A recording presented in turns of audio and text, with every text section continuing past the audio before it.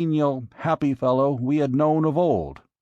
But when he thought himself alone, I have seen him sit for hours, gazing off into space, his face set in a look of wistful longing and hopeless misery.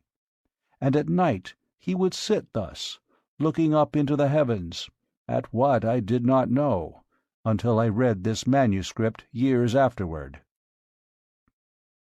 He told us that he had been prospecting and mining in Arizona part of the time since the war, and that he had been very successful was evidenced by the unlimited amount of money with which he was supplied. As to the details of his life during those years, he was very reticent. In fact, he would not talk of them at all. He remained with us for about a year, and then went to New York, where he purchased a little place on the Hudson, where I visited him once a year on the occasions of my trips to the New York market, my father and I owning and operating a string of general stores throughout Virginia at that time. Captain Carter had a small but beautiful cottage, situated on a bluff overlooking the river, and during one of my last visits, in the winter of 1885, I observed he was much occupied in writing, I presume now, upon this manuscript.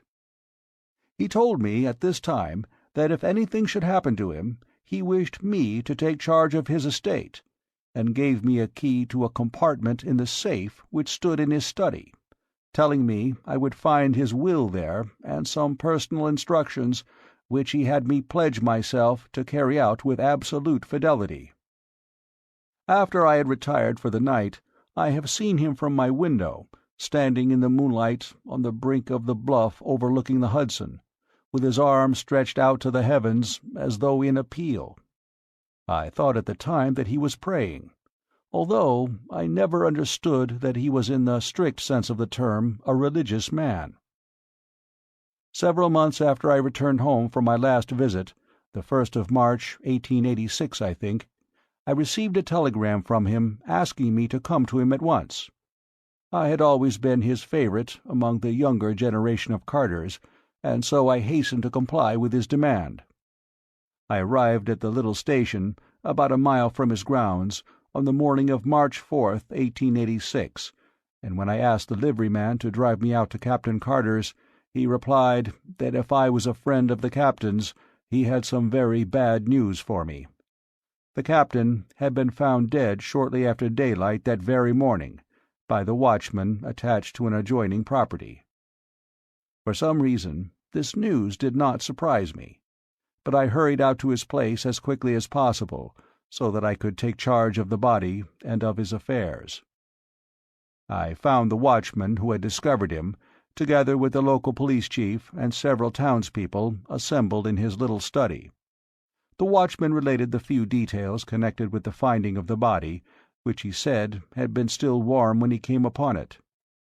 It lay, he said, stretched full length in the snow with the arms outstretched above the head, toward the edge of the bluff, and when he showed me the spot, it flashed upon me that it was the identical one where I had seen him on those other nights, with his arms raised in supplication to the skies. There were no marks of violence on the body, and with the aid of a local physician the coroner's jury quickly reached a decision of death from heart failure.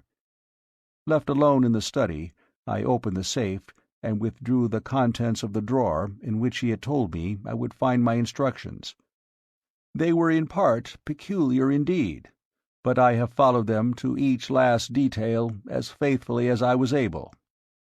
He directed that I remove his body to Virginia without embalming, and that he be laid in an open coffin within a tomb which he previously had had constructed, and which, as I later learned, was well ventilated. The instructions impressed upon me that I must personally see that this was carried out just as he directed, even in secrecy if necessary. His property was left in such a way that I was to receive the entire income for 25 years, when the principal was to become mine. His further instructions related to this manuscript, which I was to retain sealed and unread, just as I found it, for 11 years, nor was I to divulge its contents until 21 years after his death. A strange feature about the tomb, where his body still lies, is that the massive door is equipped with a single huge gold-plated spring lock which can be opened only from the inside. Yours very sincerely, Edgar Rice Burroughs. Chapter 1. On the Arizona Hills. I am a very old man. How old, I do not know. Possibly I am 100, possibly more. But I cannot tell, because I have never aged as other men, nor do I remember any childhood. So far as I can recollect, I have always been a man of about 30.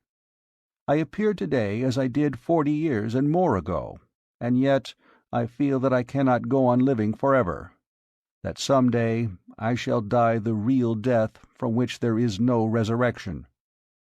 I do not know why I should fear death, I, who have died twice and am still alive, but yet I have the same horror of it as you who have never died, and it is because of this terror of death, I believe, that I am so convinced of my mortality.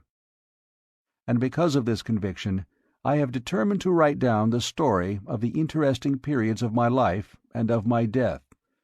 I cannot explain the phenomena. I can only set down here in the words of an ordinary soldier of fortune a chronicle of the strange events that befell me during the 10 years that my dead body lay undiscovered in an Arizona cave. I have never told this story, nor shall mortal man see this manuscript until after I have passed over for eternity.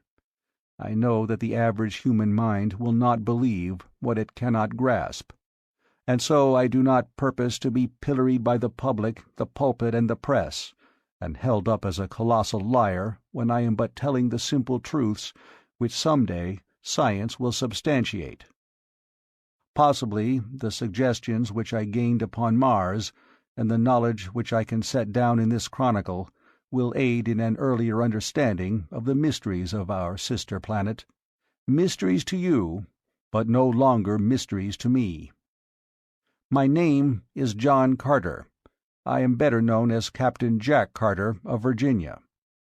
At the close of the Civil War, I found myself possessed of several $100,000, Confederate, and a captain's commission in the cavalry arm of an army which no longer existed, the servant of a state which had vanished with the hopes of the South. Masterless, penniless, and with my only means of livelihood, fighting, gone,